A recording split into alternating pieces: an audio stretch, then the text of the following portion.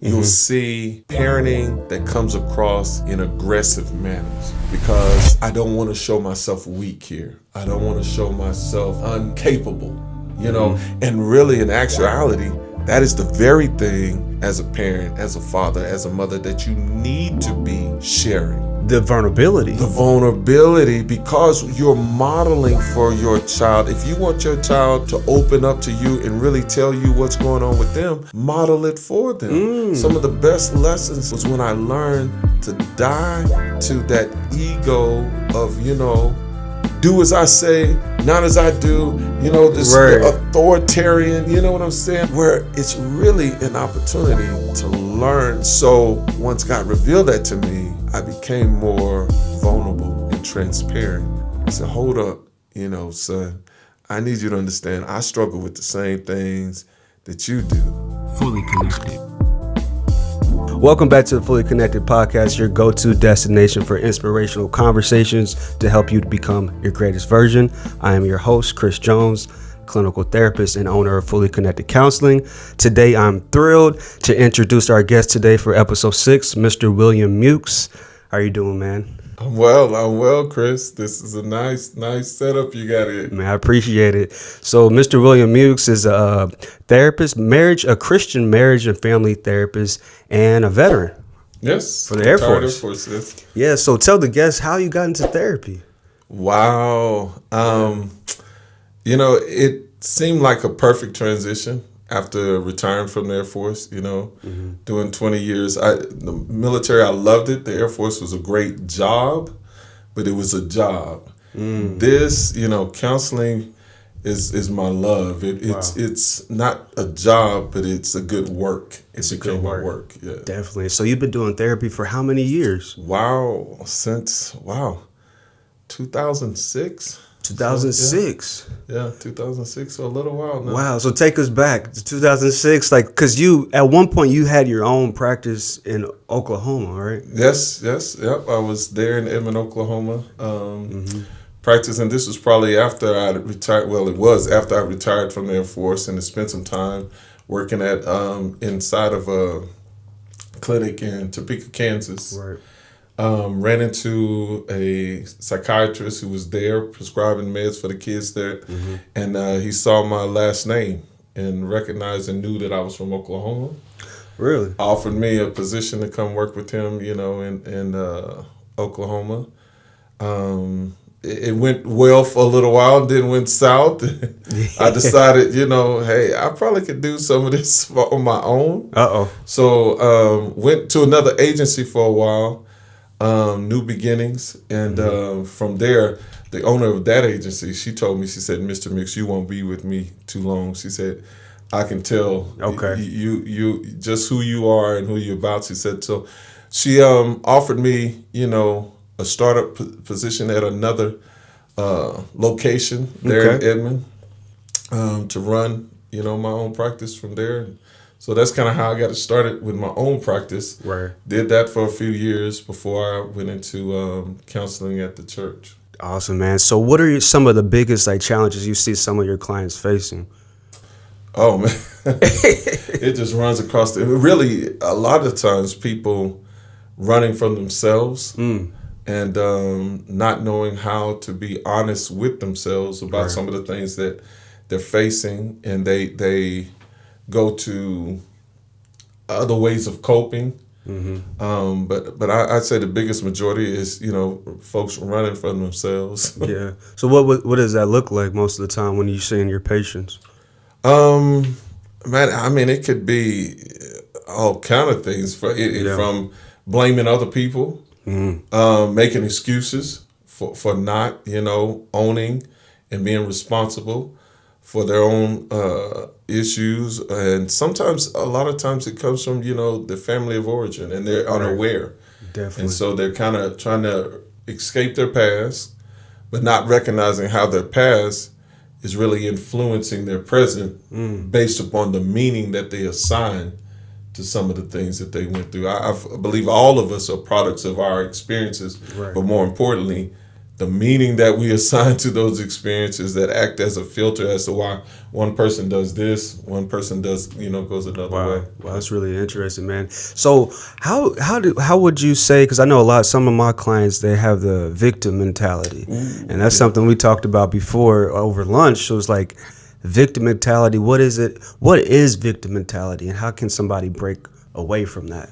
Well, I think victim mentality comes from this is being done to me, taking the mindset or the attitude that I have no part in this. This is something that is just happening to me. And once you get accustomed to reacting to that and thinking in that manner, that becomes your go-to, Right.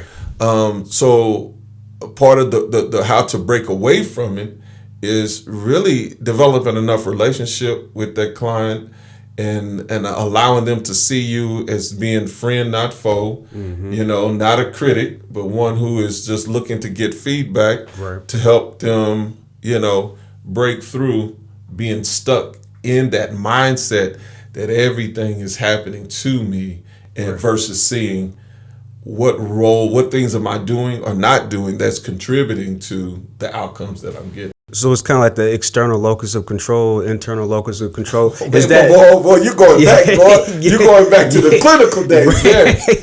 That's right. Yes. Because so that's what I always wonder: is external locus of control pretty much meaning like you always are kind of in that victim mindset? Everything happens to me. Right. Is that a form of narcissism? Yeah. It can be, and in the aspect that I'm thinking everything revolves around me, and I'm not seeing how what I do and the way that I think or the way that I react are impacting other people. Right. Exactly. Yeah. Exactly.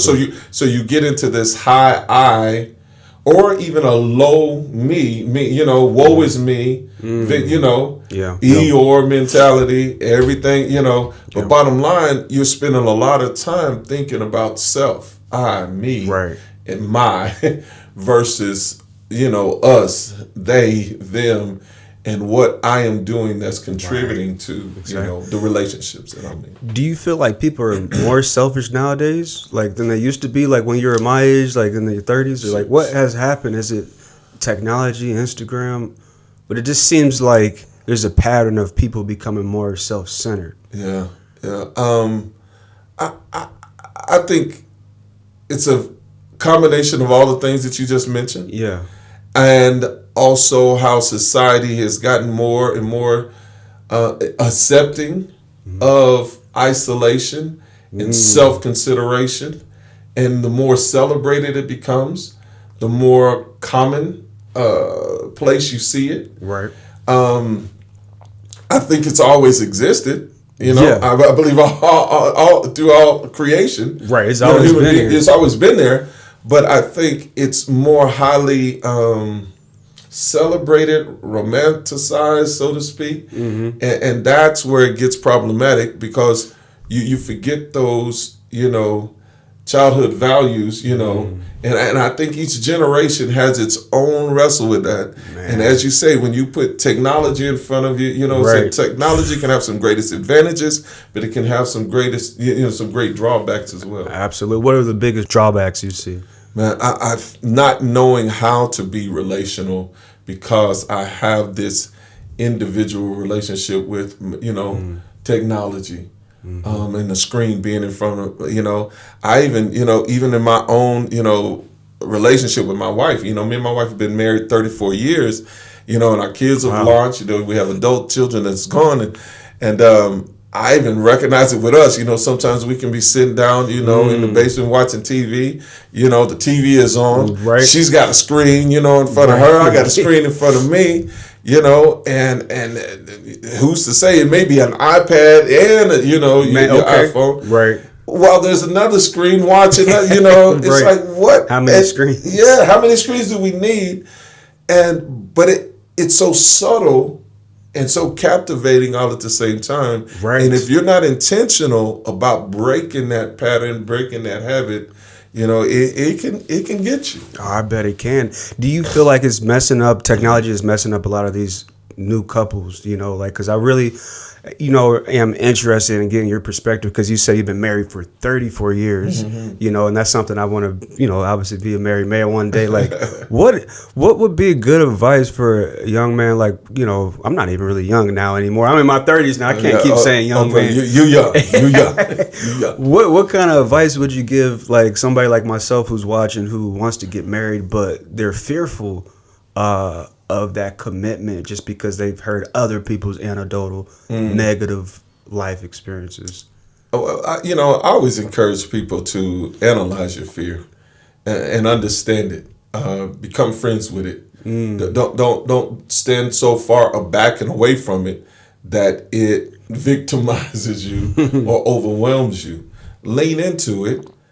Try to figure out, okay, what is it that's going on with me that this is so fearful to me? And challenge yourself to develop an attitude and an approach that, rather than to run from it or stand back from it, I want to lean in, understand it, and master it so that it has no power over me. Wow. So lean into the fear. Lean into the fear. Yeah. You know, I come from a background of athletics. You know, I played, you know, college basketball, you know.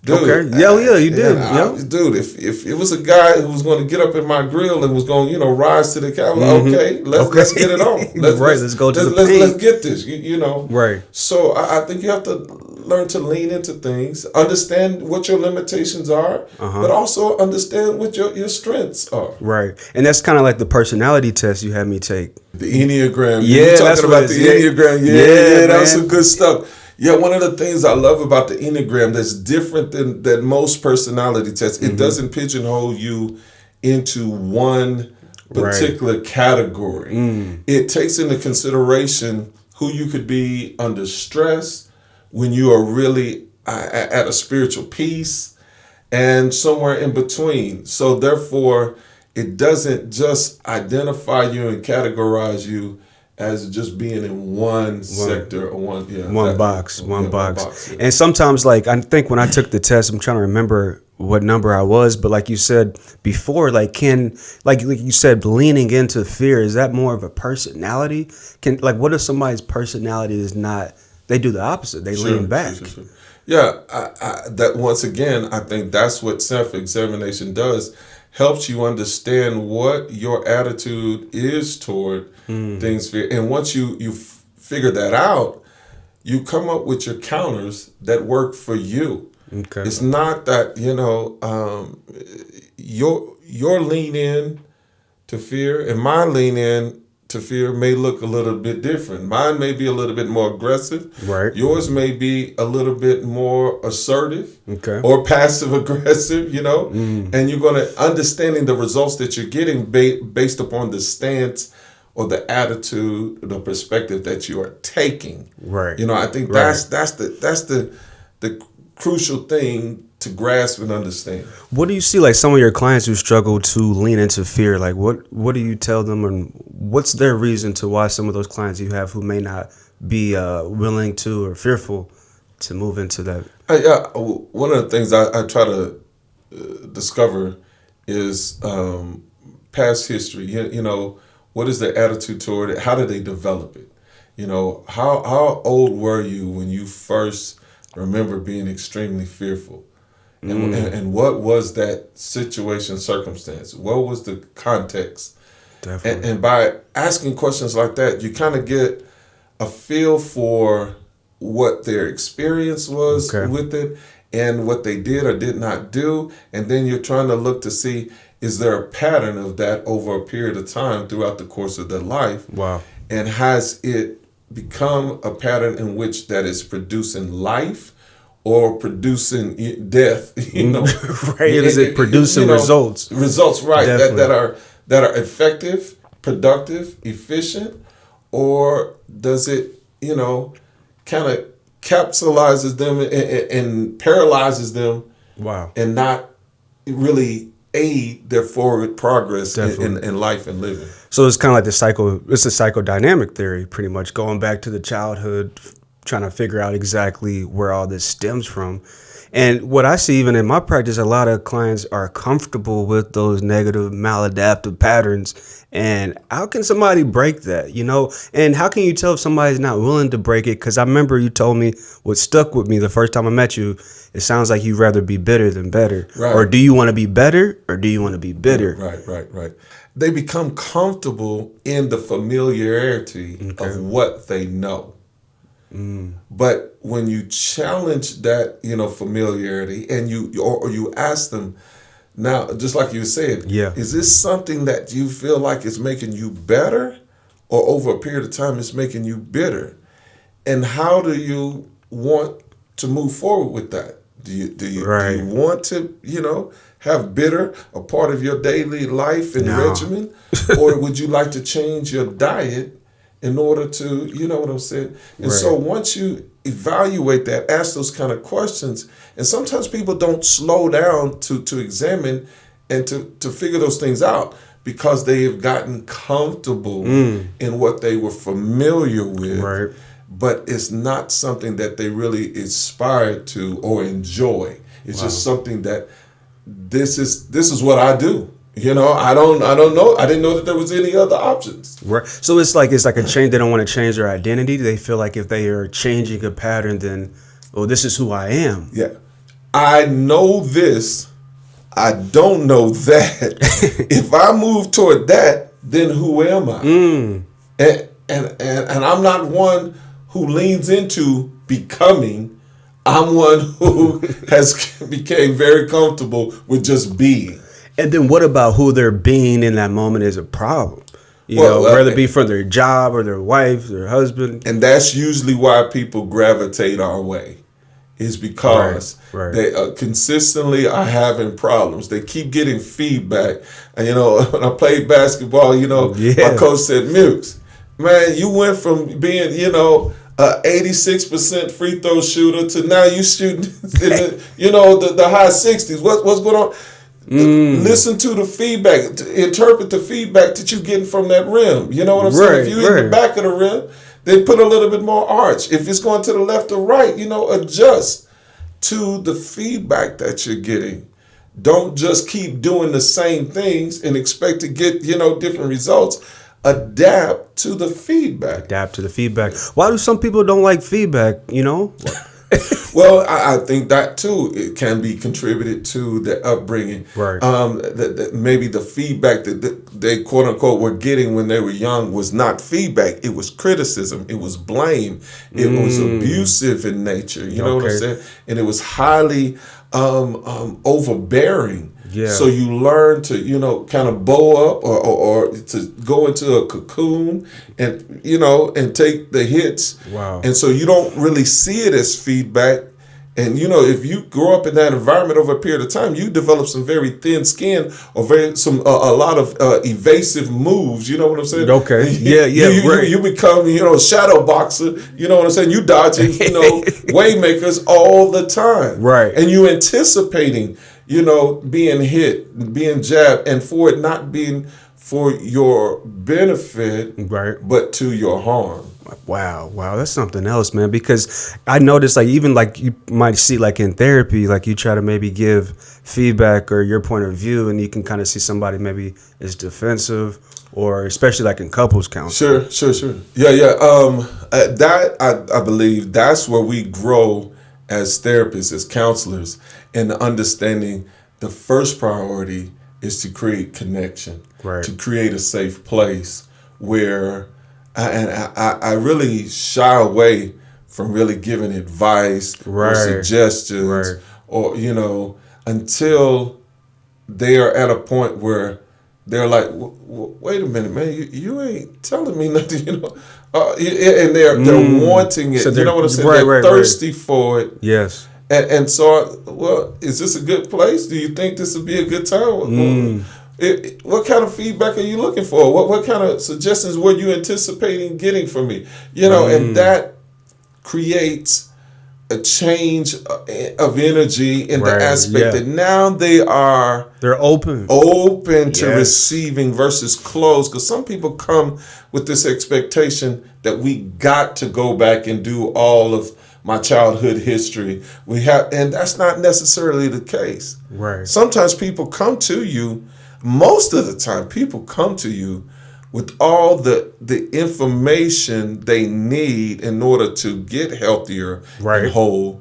They just don't know how to access the information that is always already within them because they have been accustomed to reacting, not evaluating, investigating, and using that internal feedback for the sake of producing better results. I always try to take the mindset that they know my job is to walk alongside of them and help them access what they know. It's like almost like if somebody lost their keys. It's like, hey, I can't get the keys and put it in your car. That's your job, but I can help you, look around the house. Have you thought about that? No, I like that. I like what you do. That's a great visual. That's a great word image, in order to help people understand that, yes, this is a relationship in which I'm going to assist you in finding those keys, but not do it for you. Right. I'm not going to drive the car for you. You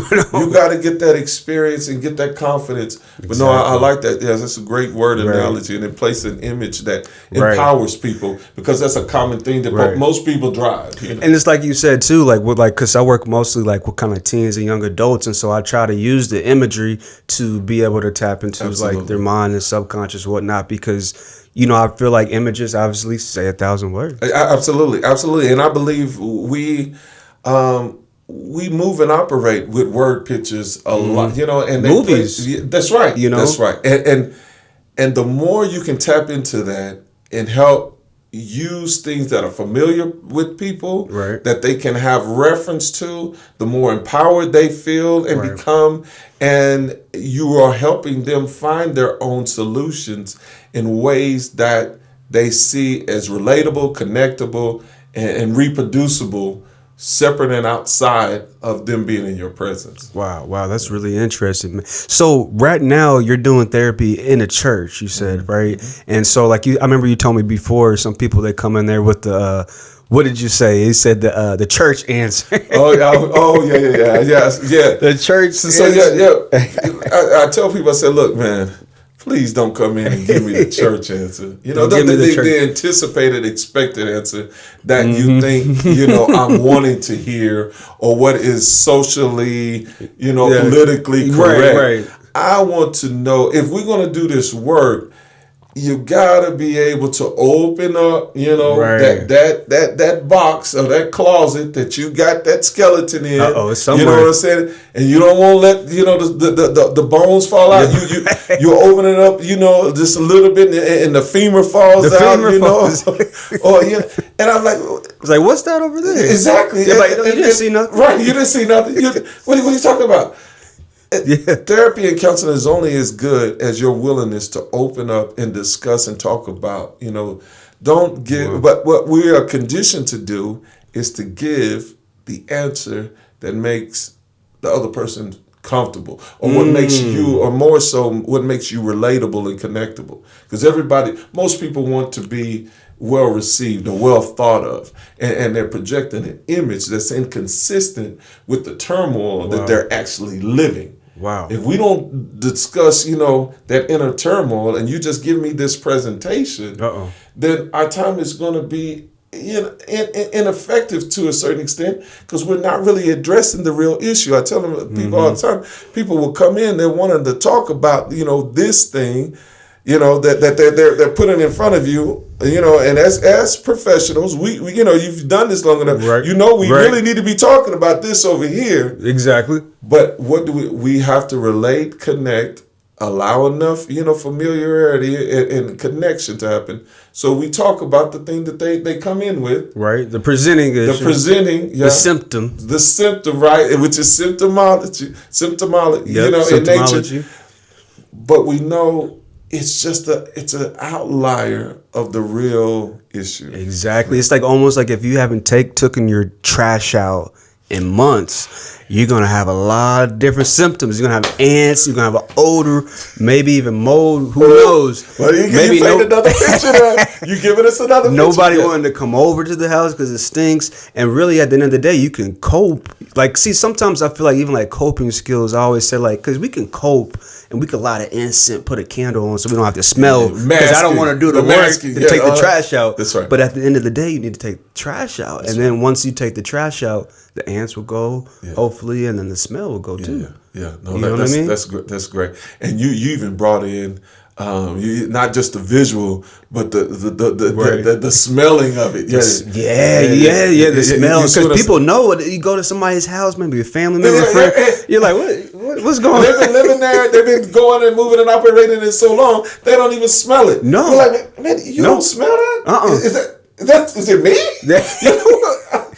Nobody smells this. Yeah, I call that. That's another one. Talking about painting pictures. The elephant in the room. The elephant. Yes. It's a big elephant in the room. You can feel it too. You feel that elephant. It's like, and you can smell it. You know what I'm saying? That elephant has been there so long that it didn't start taking droppings. You know what I'm saying? You got elephant dung. You know what I'm saying? Right. And you got people. It's not an elephant. I'm feeling the tusk. You know what I'm saying? They think it's a marble table. One over here is feeling the tail.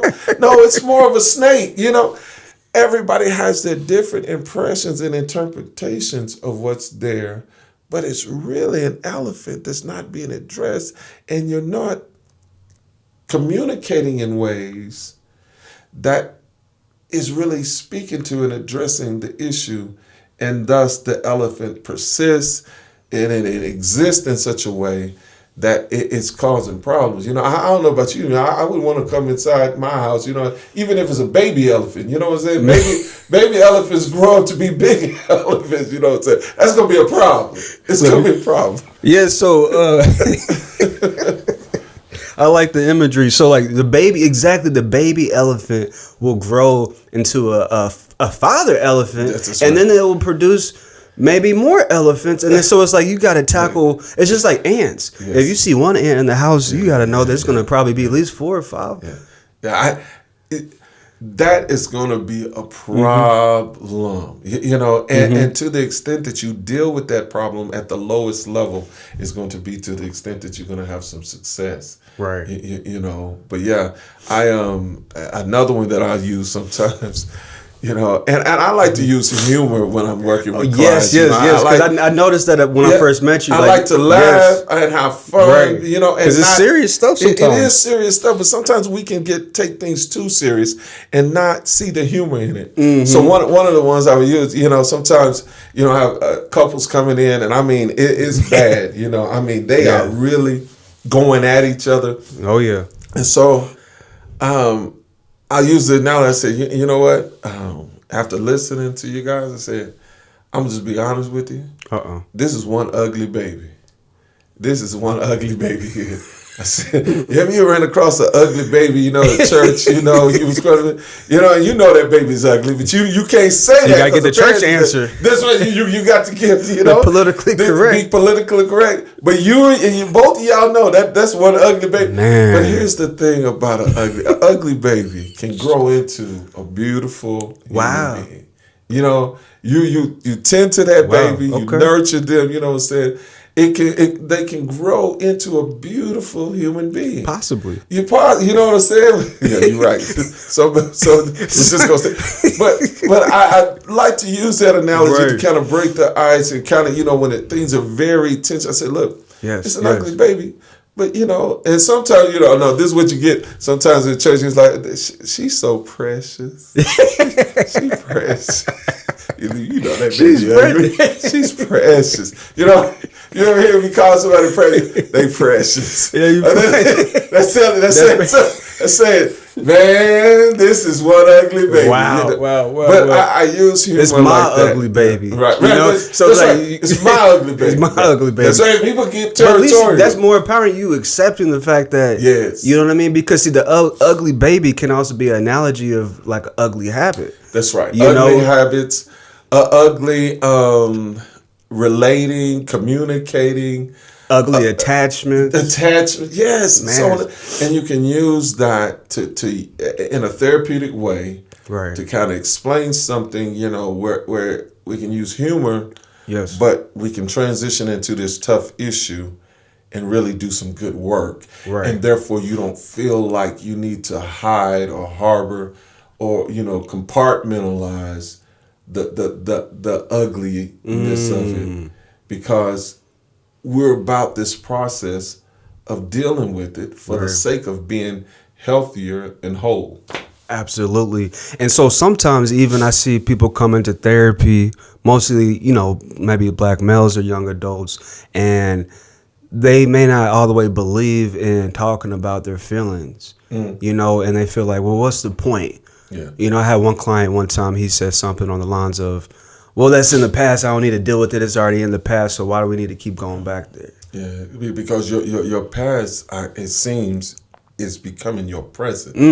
Your attempt to deny, forget, or compartmentalize your past hurts seem to be overwhelming you or in such a way that you are evading, moving around, and not addressing some things that if you would see the value in understanding how you develop this habit, these poor adaptations of the way of perceiving and then reacting to things, right, it would change and you would no longer have to overreact.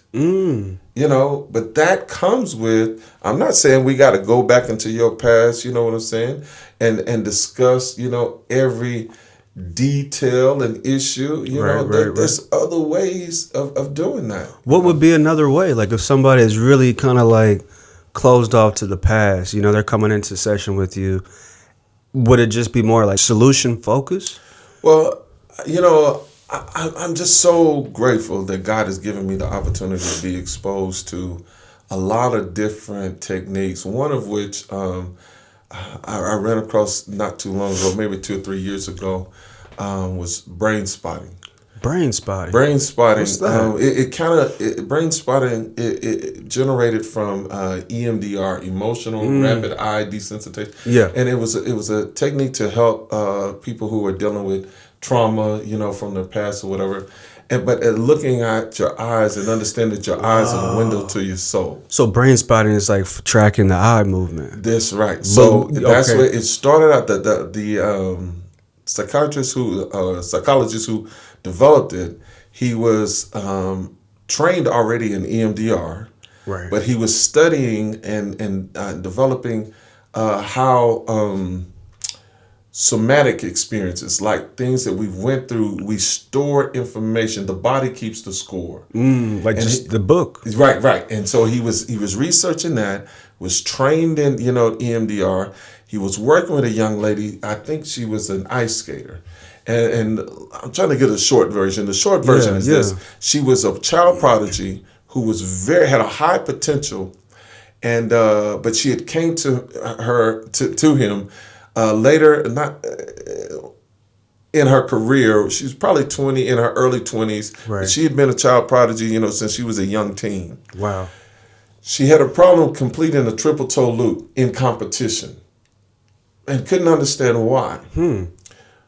So he just was interviewing her and asked her to tell her story. As she's telling her story, right, she tells him, that she grew up not too far from the ice rink. She would use the ice rink as her escape place.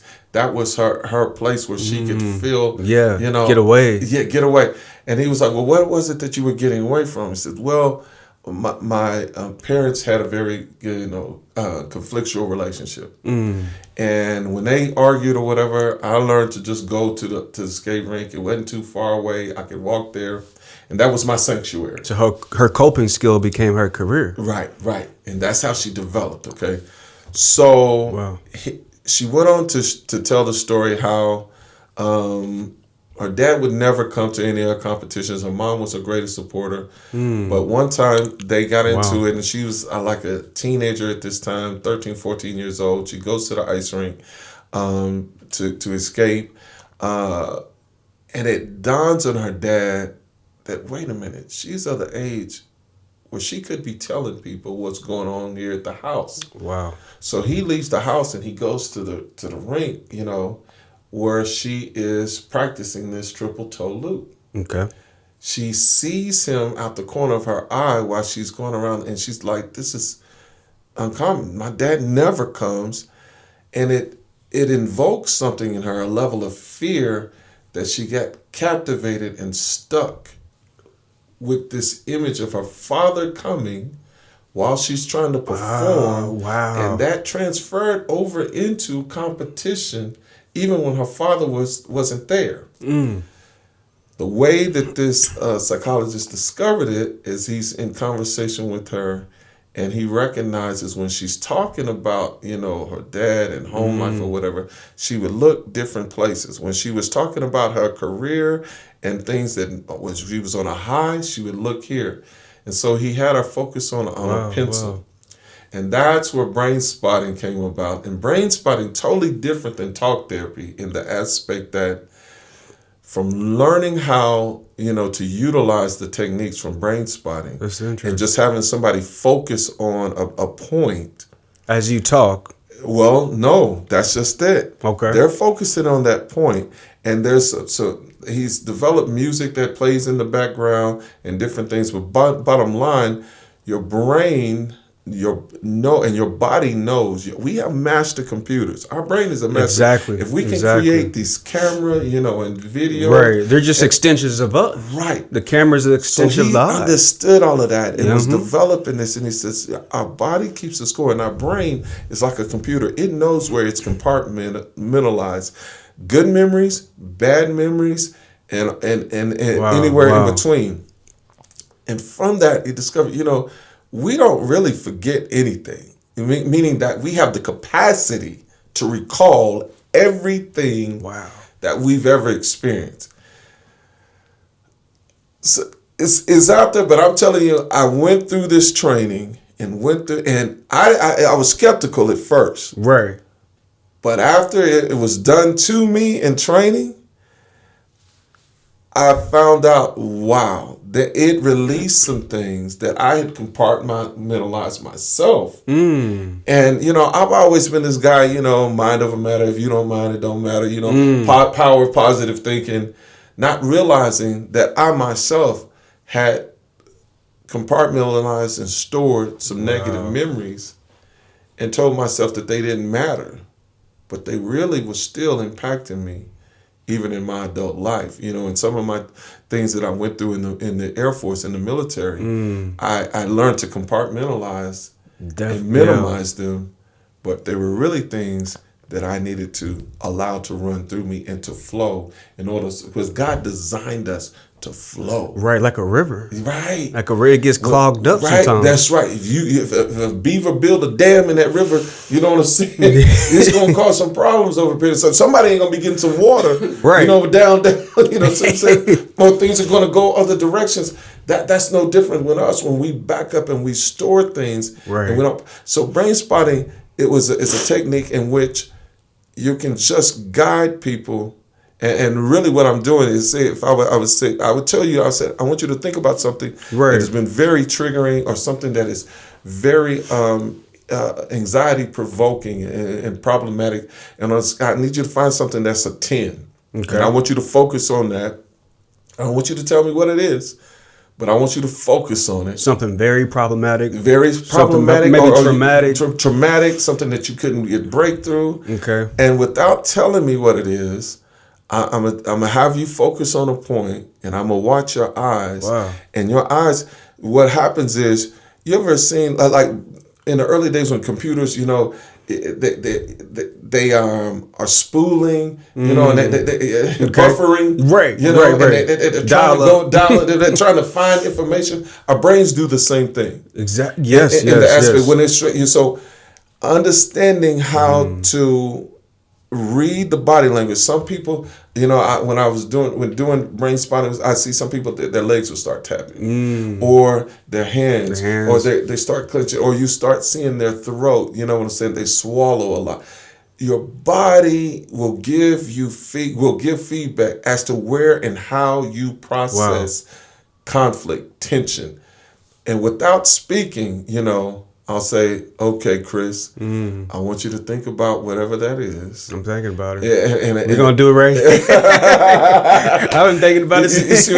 And I would say, okay, I want you to, and before I would really get you there, I would ask you, I say, look, when you think about that, where do you feel it the most in your body? Some people say, I can feel it in my hands. I get my headache, or my gut. I feel a pain in my leg. Everybody's different. Then I'll ask another question. I said, now, I want you to scan your body from head to toe, and I want you to tell me where you feel the most calm or the most peace. Within the body. Within your body, okay? And by accessing or locating those two extremes, if you should get to that point when I've got this bilateral music playing in the background that's kind of taking you to a place, a hypnotic place. Okay. It seems like you're hypnotized, but you're really not, because you're fully in control of your thoughts or whatever. Right. And all I'm saying is, okay, I want you to think about that, and I want you to imagine where you are, who's around you, what do you smell, what do you see? And I'm just going to guide you into that memory without even knowing what it is.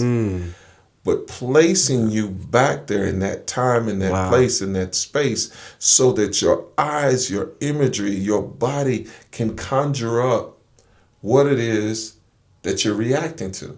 And through that process of guiding people to that memory, they will pick up things that they had compartmentalized and not really been talking about with anyone. Wow. And it'll come to the surface. And everybody's way of excreting that is different. Mine was in the form of a dream. After day 3 of doing this training, I woke up, like in a cold sweat one morning, the 3rd day of the training. And my wife was like, "What is wrong with you?" She said, you was over there, man. I thought you were having a heart attack. I said, and I didn't know. I was like, I don't know what's wrong. I couldn't even remember the dream.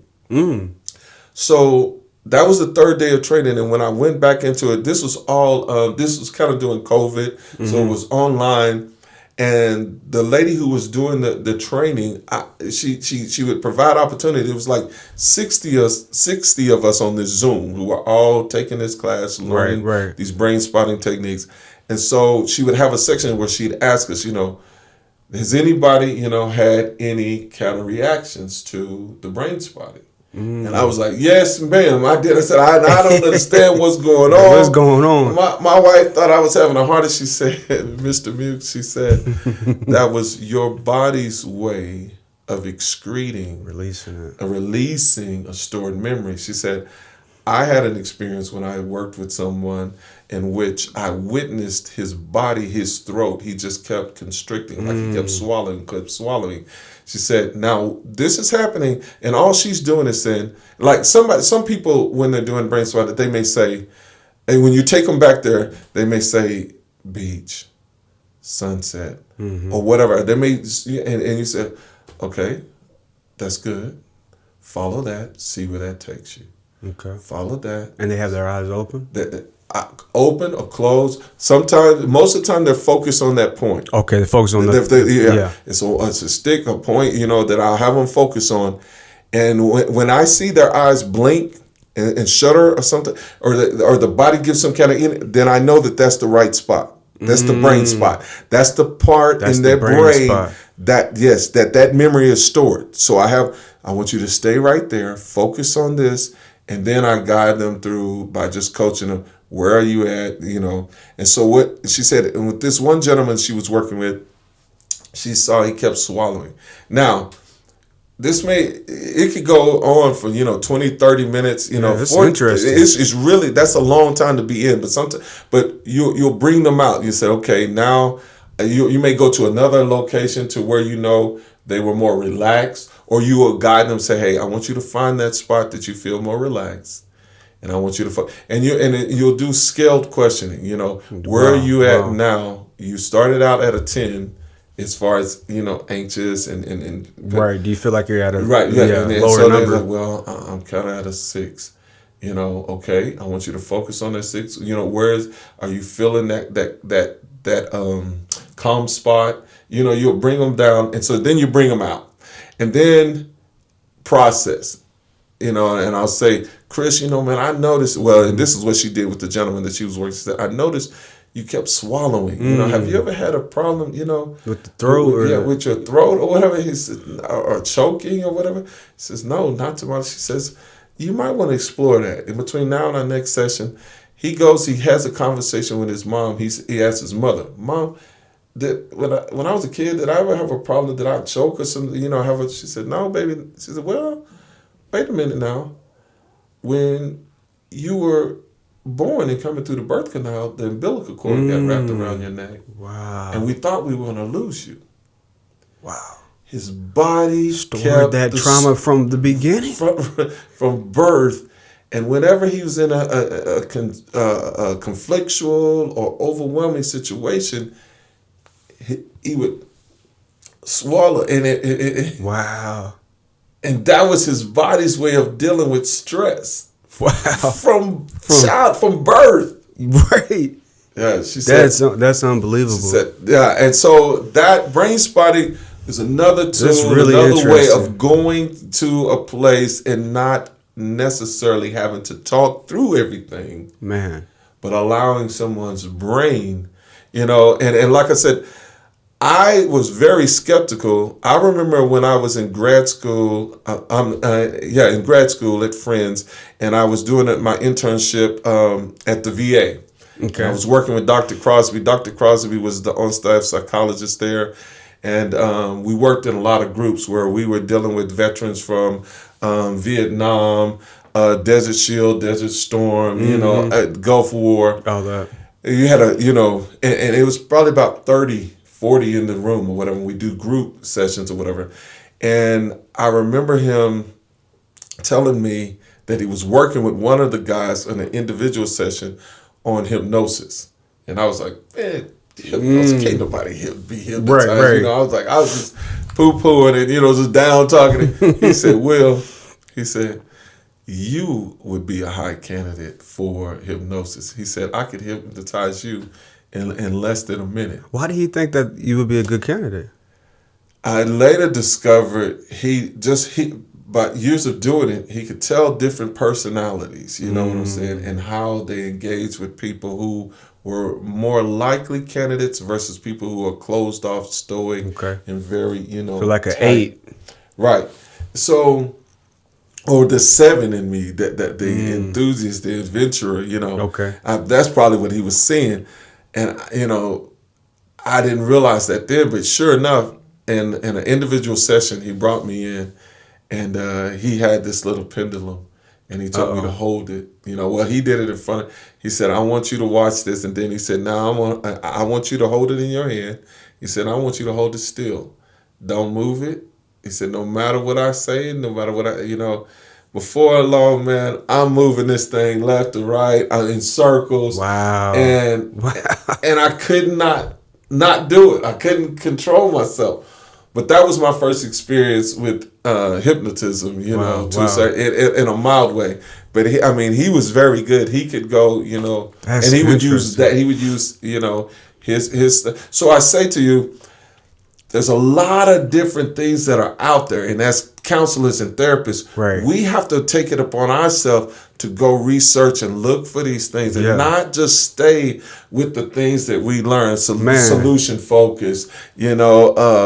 CBT, narrative therapy, CBT, Those are good things, but all of them are tools, and not all of them will fit everybody who comes through your door.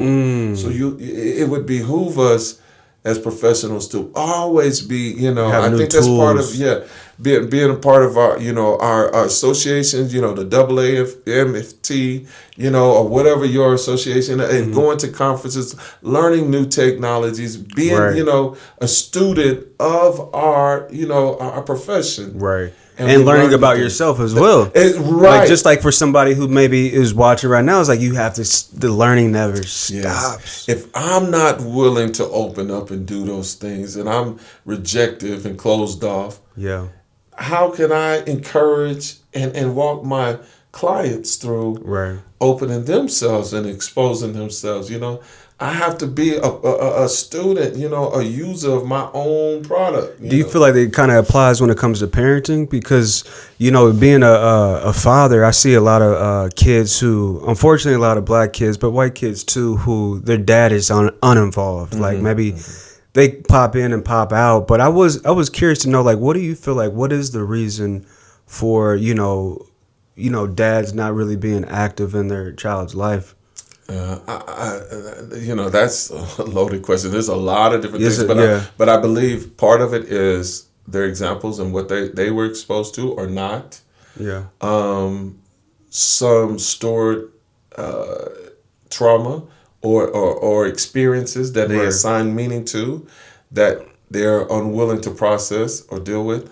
But one of the most beautiful things I believe about fatherhood is the opportunity to see you all over again. Wow. And help to the extent that you can guide, that son, that daughter, that child, away from or to things that are really going to aid them and not harm them. Mm-hmm. And then to see that reflection, it's another kind of mirror.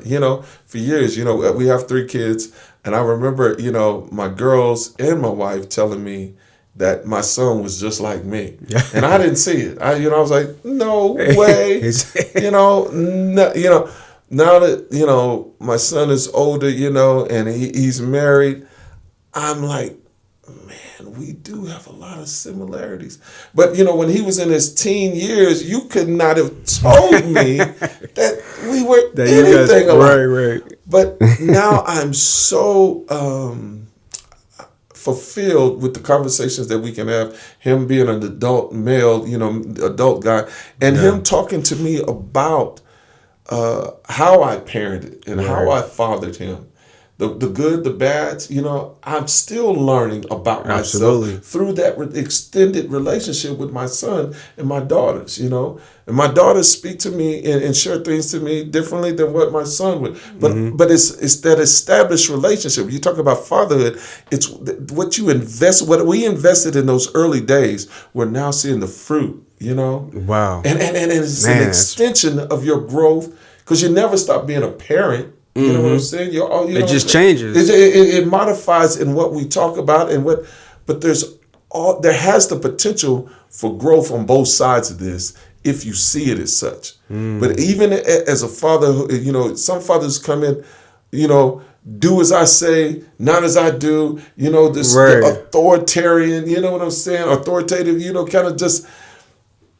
Where it's really an opportunity to learn. Most of the time, we're practicing. Right, When you got that first child, you know what I'm saying? You practice it. Because some parents don't want to learn new stuff because if I'm the parent, this is what it is. This is how it is, and that's something you don't want to do as a therapist, or let alone any professional. You wouldn't get away with that in anything, anything that you do. So why you can't come to their company and tell them, how to eat the cabbage and how to run the, Because I see so many parents. It ain't gonna go over very well. I see so many parents, they do that. It's like kind of like, hey, I'm here and I'm there, and like in a sense, yes, but it's like, what's a more healthier way? You would, like, if you're seeing a parent, maybe a mom or a father who they're in that authoritarian parenting style, and it's just kind of like, hey, this is what's going to happen, and that you don't have any other option. So sometimes I'm curious to know what's driving that. Trauma, probably. Yeah, or is that parenting out of fear? Yes. Because they really know they don't know, but they don't know how to acknowledge that or come to terms with that and admit that. They don't know what they don't know. And rather than to acknowledge that, you'll see parenting that comes across in aggressive manners, overly aggressive, because I don't want to show myself weak here. I don't want to show myself uncapable, And really, in actuality, that is the very thing as a parent, as a father, as a mother, that you need to be sharing. The vulnerability. Because you're modeling for your child. If you want your child to open up to you and really tell you what's going on with them, model it for them. Some of the best lessons, life lessons as a father that I learned was when I learned to die to that ego of, do as I say, not as I do, and tell it, Right. And my way of saying it, and this comes from my faith background, God, kind of revealed to me, he says, look, Will, I don't want your wife or your kids to see me in you. I want them to see me through you.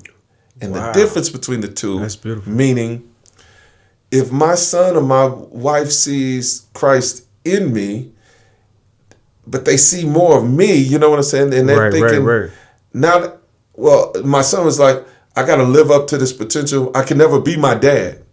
He always makes the right decisions. He's going to choose, the church answer. He's going to choose the church route, Right. Because that's just who he is. So my son, develops this mindset that I might as well just give up. I can never measure up to that. Okay, that's seeing Christ in me, so to speak. And he's seeing me. God gave me this. He says, I need them to see me through you. I need you to be more vulnerable and transparent about how I am working and carrying you through your own hurts, your own, poor habits and poor decisions. And so once God revealed that to me, I said, hold up, son, I need you to understand I struggle with the same things that you do. But this is how God is carrying me through and helping me. You talking about your struggle with porn. It's not like I'm unfamiliar with it. Right. Like I have never been there. But this is how God is helping me.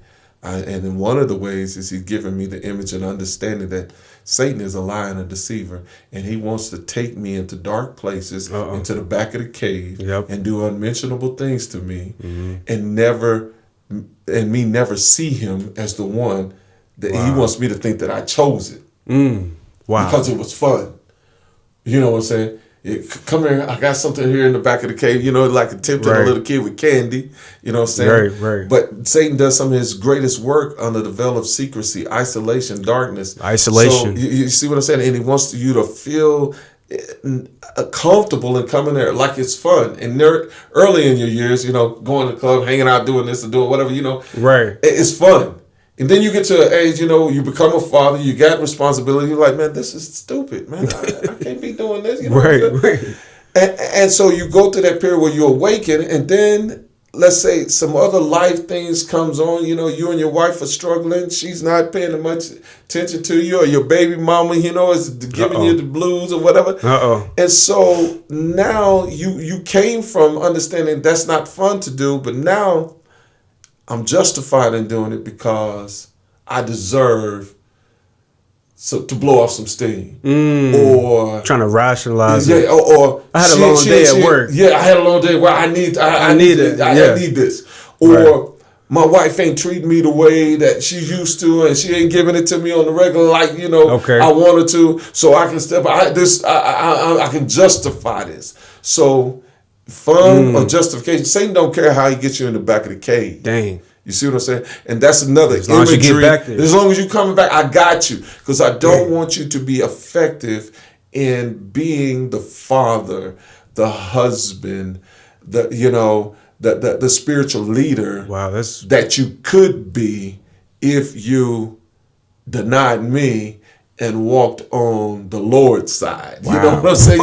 You see that? Preach. I don't want that. Satan don't want that because he's envious of the relationship that we have with God. Because he knows he can never have it. So he tries to destroy it. By any means necessary. Starting off with right here.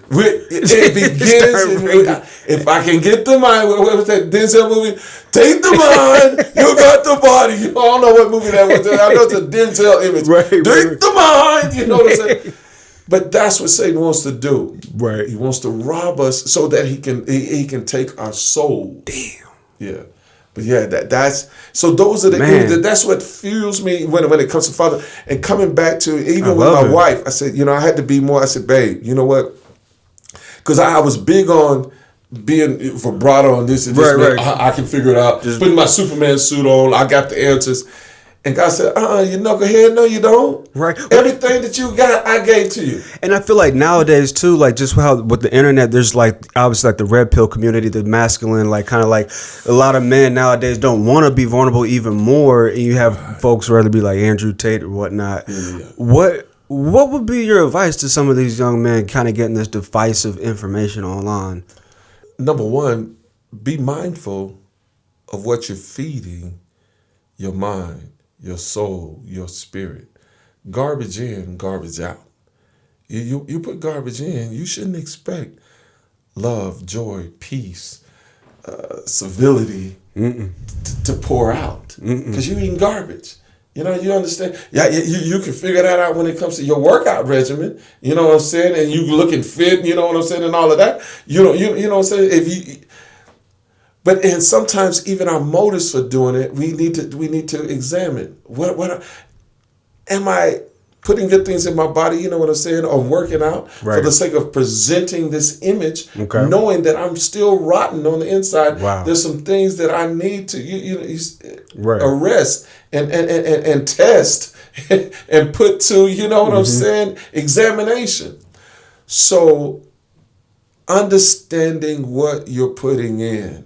What you're consuming, not only with your mouth, but through your eyes, your ears. All of that. Man. Because it makes up the soul of a person. Wow. You know what I'm saying? Wow. And you keep going around laying with different women and over and over and again, you creating soul ties and different things that are going to stir up in your spirit. And even when you find that woman, you know what I'm saying?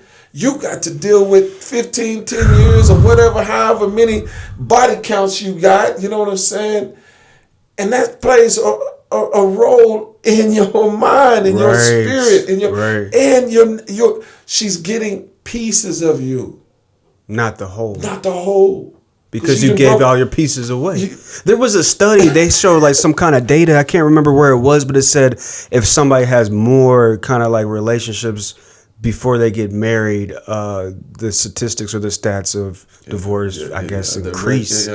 Brother, man. But so many people are getting married later now because they're focused on their studies or just fear. It goes back to what we first started out talking about.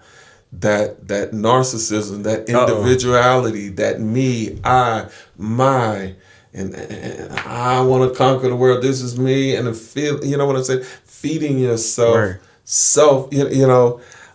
It's just not good for the whole, and understanding how to become one with another individual. It doesn't aid. Now, that doesn't mean that it's lost, because through Christ you can do all things. Yeah, But it's through Christ. You have to develop. I come to a point where you experience God in such a way that you recognize, I'm no longer who I used to be. Yeah. Because I put Christ on and I decided to give my life, I am becoming who He has designed and created me to be. So therefore, the river is flowing again. That's right. It's not. The blockage is. That's right. Yeah. You've released because you've laid it at the foot of the cross. You're no longer buried. I tell people, say, man, you walking around and looking like you got a 900-pound gorilla on your shoulders. Yeah, they got that. I call it the emotional backpack. You don't even know what's in it. That's right. And it's jumping up and down on you. It's wearing you down. Yeah. Lay it down, bro. It's like this is me. This is my identity. That's right. Don't word it like because it's not. It's not you. It's not who you are. It may be a part of you, but it's not you unless you determine and design that for the be. And I don't know why you would, because it's not serving you well. Wow. I don't know why you would try to take that on as your identity, because it's inconsistent. It's not true. But Satan, who's wanting you to come into the back of that cave, is wanting you to take on that. So therefore, you will never free yourself and never be that husband, that father. And that's what I was saying earlier. I had to come to a conversation with my wife. I said, babe, you know what? I don't know, but I know God does. And I know he's got me. And if God's got me, I got you, because he's got us. He got us. And we're going to be all right. Just the words, I don't know, but I'm not going to stop there. I know who does. And I know how to search, and I know how to seek, and I know how to be a pest. I'm not going to let go, God, until you bless me. Hey, Who was that? Go. Jacob was wrestling with an angel. I'm not letting go until you bless me, because I know you have a blessing for me, and I'm not letting go. I'm going to be that tenacious, that, you know what I'm saying? Right. Courageous, that the dog in me. I'm not letting go until you bless me. And baby, when God blesses me, he blesses us, because we won. And then what we're going to do is have a spirit of gratitude. We're going to thank him. God, thank you, because you didn't have to. But I'm so glad that you did. And not only am I so glad, I'm willing to open myself up. Yeah. And not be backed up, not be stingy with it, not be greedy, you know what I'm saying? Not have closed fists, but I'm going to open up my spirit and let your spirit flow to as many people who you will send my way. Me and my wife's motto, we want to bless more people. Bless more people. We live to serve others first. Die to I, learn the servant's heart. Man, because beautiful. In serving, you really grow, you really flourish. You know, I tell serving people, others instead of yourself, because it goes back to like what you were saying about the narcissism. And I have so many clients and parents who come into the clinic who ask me, what is narcissism? And I wanted to kind of, like nowadays with TikTok, internet, it's all everywhere, and everybody's ex is a narcissist. Sure. What would you say, you know, how can somebody spot a narcissist? You know, I don't really think it's that hard to spot. It's more, the better question is, how do I respond to a narcissist? Right. When I'm in a relationship with somebody who's a high I, me. And what I would, you know, suggest would be to become a student of the narcissist. Meaning, deal with them according to knowledge of what they've shown you about them. And sometimes it's not a matter, a lot of times when I'm working with clients, and sometimes they get frustrated, which is good because that tells me growth is going to come. But I'll answer a question with the question, but the answer is within the question that I'm giving them. Breadcrumbs. I'm dropping breadcrumbs to guide them toward self-discovery, because I want them to learn to fish, not for me to fish for them. So sometimes when I'm answering a question, I'll put the answer in, and you know, they'll ask me, well, I think he's dealing with a narcissist. I'm dealing with a narcissist. How do I deal with this narcissist? Well, let me ask you something. Well, when you think about narcissism or narcissism, what does that mean to you? What are you discovering? What do you know about that term? You know what I'm saying? And so what I'm doing there is I'm helping them develop their own understanding and awareness according to their experience, because not one deal, you know, encapsulates everybody's experience. Exactly. So by guiding them through that, I said, now that we got this definition and you kind of got an understanding of how it moves and operates with you, what would you like to do differently? How would you like to put the ball back in their court? Yeah. If I could assist you and walk alongside of you to get better results, what would that look like for you? And then what would you potentially have to sacrifice in order to get that new result? Right. What are you going to have to give up? They might have to give up their lifestyle. Maybe if that person is providing a certain or the anger, the bitterness. You know what I'm saying? You got to sacrifice that anger and that bitterness in order to get better results. Right. Because the thing of it is, the narcissist or whoever that is that's gaslighting you, they're gonna do what they do. The only thing you can change is your reaction to it. Instead of reacting, you respond. Proactive. Right. And you can choose that long before you get the you know what I'm saying? whatever the stimulation or whatever the agitation from them. Absolutely. You know what I'm saying? I can determine if I know, you have a tendency to be an a-hole, you know what I'm saying? Right. And you've proven that time and time again.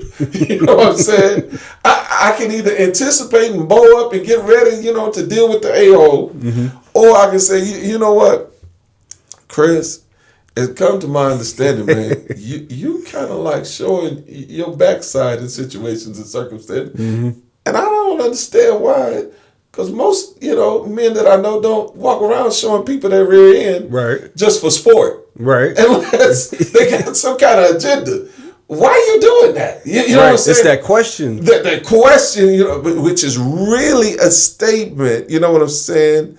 But it's informed in a question in order to expose your motives. Right. What's your real agenda here? Are you really desiring to be in a more healthier and connected relationship with me? Or could you care less about that and you want me to bow down and kiss your rear end every time you run around, you come in proximity? I'm supposed to bow down and kiss your rear end? I'm not interested in kissing your rear end. It's not something that's appetizing. You know what I'm saying? Right. You can put a steak down in front of me, you know what I'm saying? Sirloin steak, prepared, perfected, But if it's a turd sitting next to it, I'm not eating it. It's all in the presentation, you know what I'm saying? Absolutely. I'm not finna... It ain't gonna be no bon appetit there. It's funny. You could do stand up, man. You really could. And then you have the. I know my lane, bro. I understand my lane. Right. Maybe just for fun, but yeah. Right. Understanding, yeah. Everything is within you and how you respond to whatever stimulus comes your way. You have option. You have choice. You have agency, and learning how to invoke that or to utilize that to give your best yes. And sometimes our best yes is a no. Giving your best yes. Sometimes the best yes is a no. It's a no. There's a book that my wife introduced me to on that. Yes, my best yes. Sometimes it's a no. Yeah. But understanding how to self-advocate in that way and knowing what you need, and not being shameful about that or blameful or over guilt ridden, because those are the three things that the enemy uses: shame, blame, and guilt. Shame, blame, and guilt. To keep us, neutralized and never stepping into our promise and our purpose. He used it back from the Garden of Eden: shame, blame, and guilt. Shame, from the time that they ate from the tree that they weren't supposed to eat from. God, we heard you coming in the cool of the day. We were naked, so we hid. And God was like, Adam, nah, you've been naked since the day that I made you. It wasn't your nakedness. Who you been talking to? You know what I'm saying? Okay. Who have you been talking to? God knew who you've been talking to, Satan. You said, it's not your nakedness. It's now you feel shame. Wow. Because you have been listening to the enemy. And you did something and rather than come to me and get it right, because before that you was right here beside me. When God asked Adam where he was, it wasn't because he didn't know. He was asking Adam, what's your disposition? So it's like a question forming a statement. Always, bro. Man. Throughout Bible, Jesus did the same thing. Jesus, granted, he was a man, he was a human, and I really believe Black that. Man. You need to start. We know he had some color, some melanin in his skin, just based upon where he was. Right. But anyway, he always used questions to expose people's agendas. Yeah. Okay. If Jesus was asking you a question, it wasn't because he didn't already know the answer. He wanted you to know. He wanted to whose side, what camp are you coming from? Are you really interested in knowing who I am and who I belong to and what I can free you from and what I have to give to you? Or are you threatened by it and you want to keep your power, your prestige, your money-making activities by exploiting my people? You see what I'm saying? So I'm going to ask you a question. Sadducees, Pharisees, scribes, who do you say that I am? And he knew by asking that question, that was going to put them in a quandary. That was going to put them in a situation. Well, wait a minute. If we say that he's the Son of God, who he says he is, we're going to lose power, prestige, money in this temple here. You know what I'm saying? But if we say that he's not, he got a pretty big following. There's a lot of people buying what he's selling. Right. We're going to lose some power. We got to cancel him. That's right. We'll come back another day. And they knew they couldn't cancel them. They wasn't powerful, they wasn't strong enough, they wasn't wise enough, they wasn't strategic enough to cancel. They realized that. You see what but that's what their goal and their intent was. But they got exposed. And so I use those principles when I'm working with folks, you know. Definitely. What about, before, like, I'm curious about what would you say, like, what is anger? Is anger, obviously it's normal to be angry, but like, what is anger? Anger, I believe, in my opinion, is an outward expression of an internal discord. And anger is what you see as that, it's that secondary, you know what I'm saying? But the primary is what's going on inside. Right. Fear, hurt, pain, you know what I'm saying? Unmet expectation. I had an expectation of getting this, and I keep getting this. You go into a restaurant, within a reasonable amount of time, you expect somebody to come at least get your drink order. You know what I'm saying? Right. You sit there for 40 minutes, ain't nobody came, got your drink order, ain't even giving you a menu. The unmet expectation comes. The unmet expectation, you feel in some kind of way.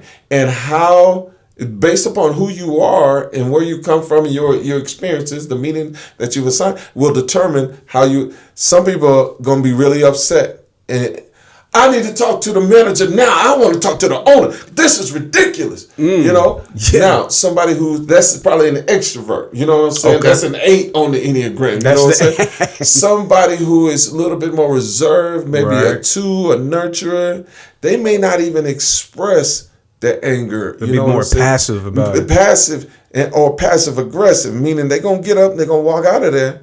They may not say anything to anybody, but they're going to tell everybody they know. They're going to go on social media. Do not eat at this place. Their services are horrible. And they're going to blast. They're going to take there was a passive initially approach, but it became very aggressive when they got their keys on their hands on those keys. The keyboard warriors. That's right. So, and everybody is different. Some people in between, they can be assertive, They get up from their table. Hey, I know you may be busy and you got some things going on, but we've been sitting here for 40 minutes and nobody's ever coming over. Now, is that normal for the way that you guys, handle? That could be really hard to do, especially if you're hungry. That's a mature. You see what I'm saying? That's somebody who's you're assertive, but you're calm. Assertive, not aggressive. Absolutely. You know what I'm saying? Not passive aggressive. And I tell people, I use that spectrum, in most things we want to arrive at assertive. You don't even want to be 50-50 halfway, you know what I'm saying? Because if you straddling the fence, I don't know who you are, you know what I'm saying? Exactly. You know what I'm saying? But anger, an outward expression of an internal, sometimes it's fear. I know with my dad, my dad, he leaned into fear, you know what I'm saying? Some people have, a fight, flight, or freeze. Right, reaction. One of the three. My dad was a fight. You know what I'm saying? You didn't come up and just scare him. He gonna swing first. You know what I'm saying? It's to protect, to charge. Right. You think about that in the movies. Some people, you know what I'm saying? They freeze. Move, get out of there. And some people, you ain't got to tell them. They running. They're already running. Boom, boom, they're gone. So sometimes it's fear and our reaction to it. So it could be unmet expectation. It could be hurt, pain. Yes. You know what I'm saying? I remember when my back was, problematic. I had to have back surgery in 2008. Man, but for a long time, I told you my personality is, mind over matter. If you don't mind, it don't matter. I try to ignore it. And my wife, my coworkers, my troops, it was like, man, something wrong with Sergeant Mukes. He ain't as, happy and gregarious. He's like, when I was in pain, I became very narrow, very, constricted, and I was very to the point, you know what I mean? And it kind of hurt in some ways. Yeah. But it was because I was in pain.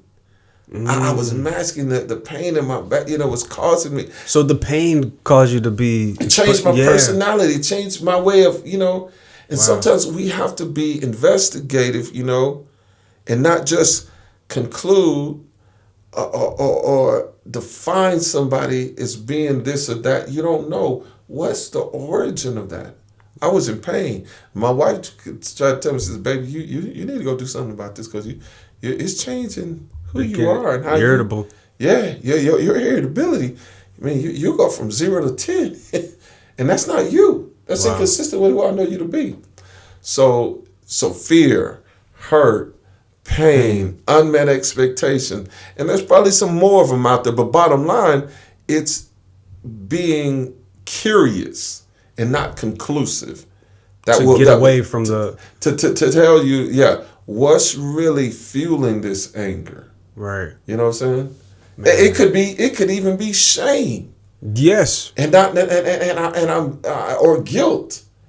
And kind of primary underlining emotion issue that is bigger and heavier than anger. Because anger is more of the symptom, it sounds like. Yes. It's the symptom of something. It's what you're seeing. It's like if you didn't take the trash out, the analogy again. Then we got several different symptoms. Man, right. I really appreciate you coming on to the show, man. I really do. Yeah, man. It's good to have you, man. It's good talks. I'm glad for the invite, man. You're going to get some people trying to book a session with you. You're doing things, man. This is about you, and you need some people booking some sessions with you, so this can blow up, man. Man, I appreciate it, man. I appreciate it. We're definitely gonna have you come back on the show for sure. Yes, I love it. Anytime, anyway, anyhow, man. Definitely. I believe the world needs to hear things like this. Yes, and needs to be exposed to things like this. Because it's adding value. Yeah, adding value to the conversation, man. So, man, I appreciate you adding value to this conversation. This is Fully Connected Podcast. We're going to sign out for now. Until next time. Peace. All right, man. So, bro. Thank you, man. I really appreciate it. No, thank you, man. I can't wait, man. Come on now. You're going to have to get these episodes going because I need to see this, man.